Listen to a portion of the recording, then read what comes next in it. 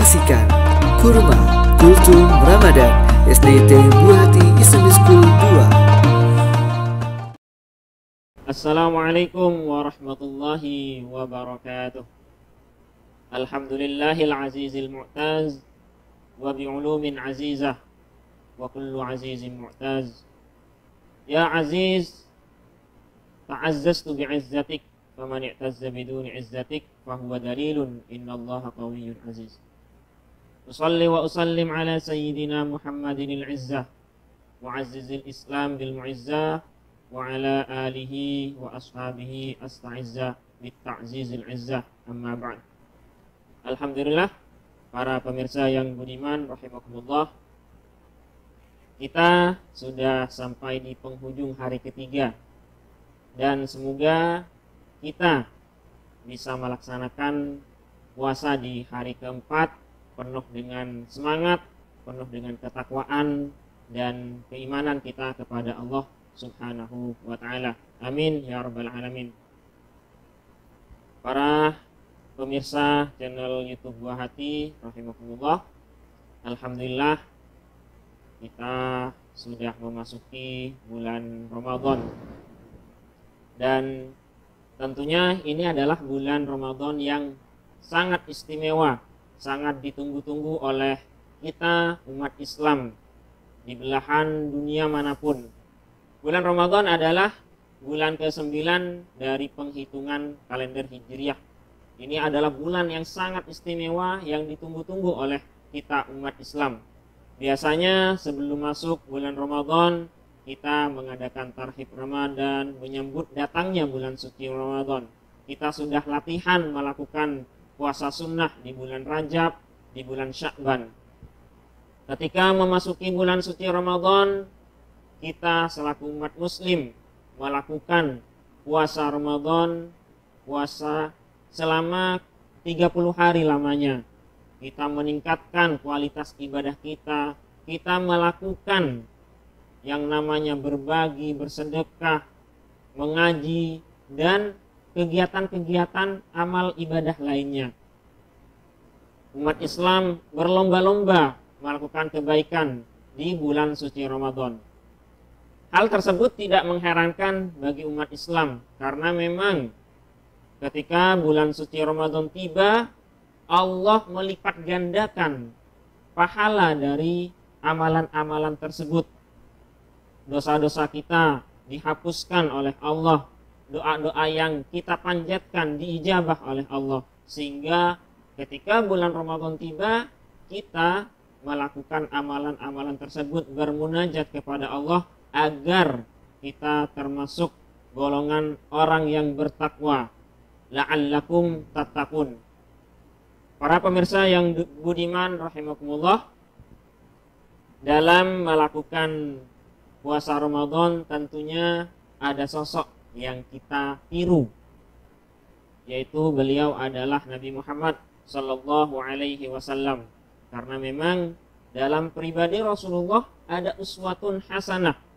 Laqad kana lakum fi Rasulillahi uswatun hasanah. Dalam pribadi Rasulullah ada suri tauladan yang semestinya kita tiru dalam beribadah, dalam bermuamalah, dalam melakukan kebaikan-kebaikan.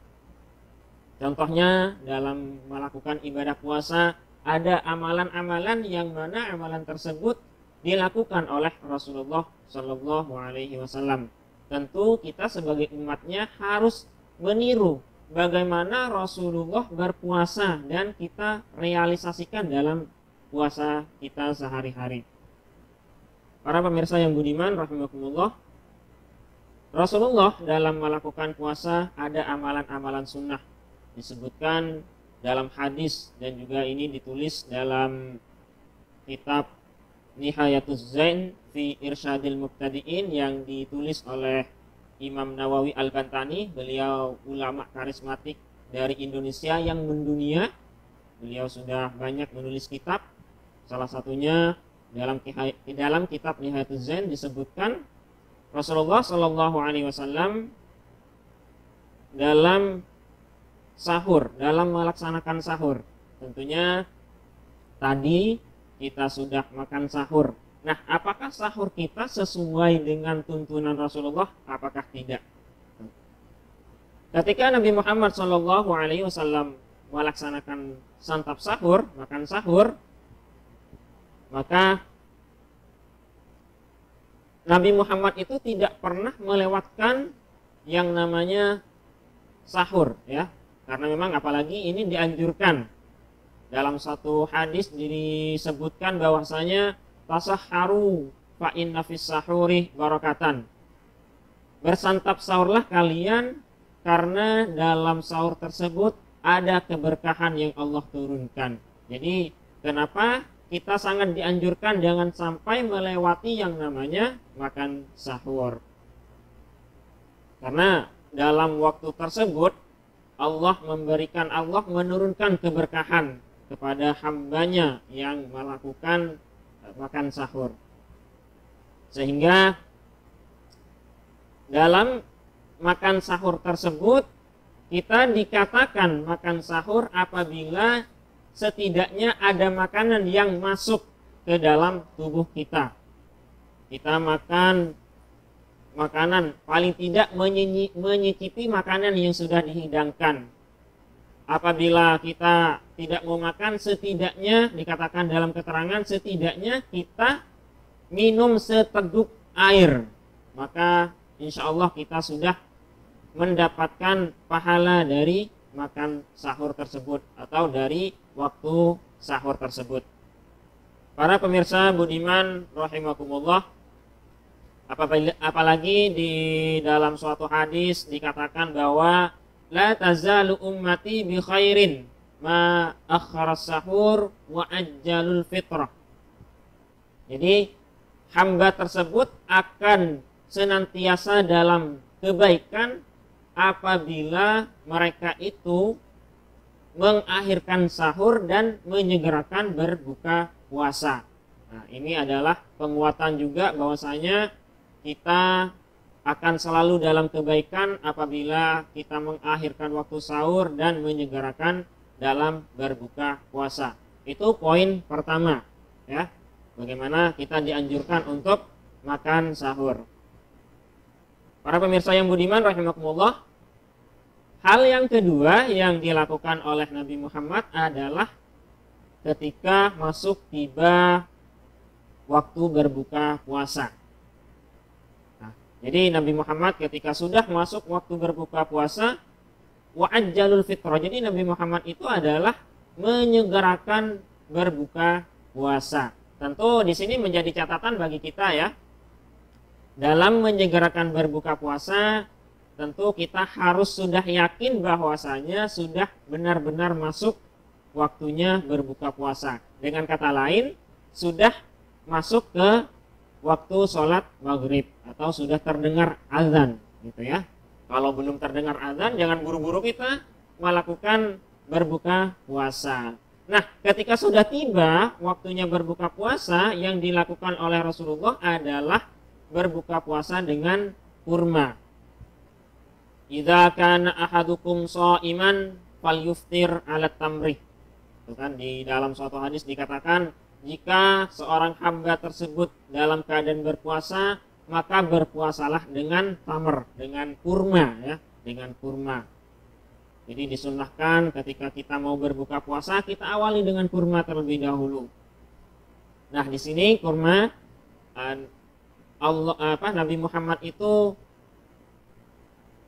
berbuka puasa dengan kurma yang ganjil. Itu disunahkan dengan 3 biji ataupun 5 biji, ya, dengan yang ganjil-ganjil. Ketika kita tidak punya kurma, fa illam yajid tamrah fal yuftir 'alal ma'. Gitu ya. Ketika kita tidak punya kurma, seumpama kita tidak memiliki kurma untuk berbuka puasa, maka boleh juga dengan air. Fa innal ma'a tahurun, karena air itu suci, ya. Jadi ketika kita tidak memiliki kurma untuk berbuka puasa, maka dipersilakan, maka dibolehkan, tidak apa-apa dengan air. Karena memang dalam dunia medis, ya, ketika hasil penelitian ini menemukan bahwasanya ketika kita mengonsumsi kurma, maka kadar gula dalam tubuh kita itu cepat kembali lagi. Ya, kadar gula itu kan sudah menghilang ya karena aktivitas kita berpuasa selama kurang lebih 12 jam tadi. Ketika kita mengonsumsi kurma, maka kadar gula dalam tubuh kita itu cepat kembali. Maka disitulah istimewanya kita berbuka puasa dengan kurma.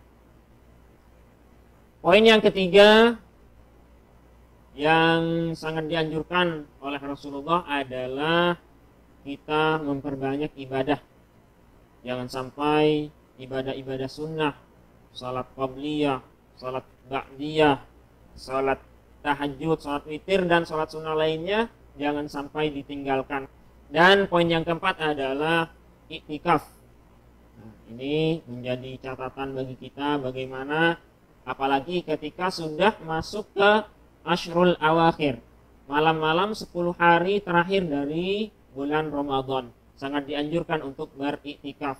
Kenapa? Karena memang dalam 10 hari terakhir dari bulan Ramadan, apalagi di malam-malam ganjil, itu Allah akan menurunkan yang namanya malam Lailatul Qadar.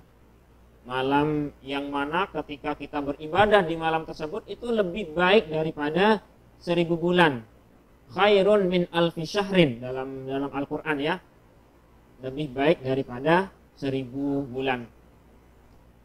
Para pemirsa rahimakumullah, itu mungkin yang bisa saya sampaikan. Semoga amalan-amalan sunnah ala Rasulullah bisa kita realisasikan dalam kehidupan kita sehari-hari. Amin ya rabbal alamin. Jika ada benarnya itu dari Allah, jika ada kesalahan murni karena pribadi saya sendiri, karena kebodohan saya. Wal afwa minkum. Wassalamualaikum warahmatullahi wabarakatuh.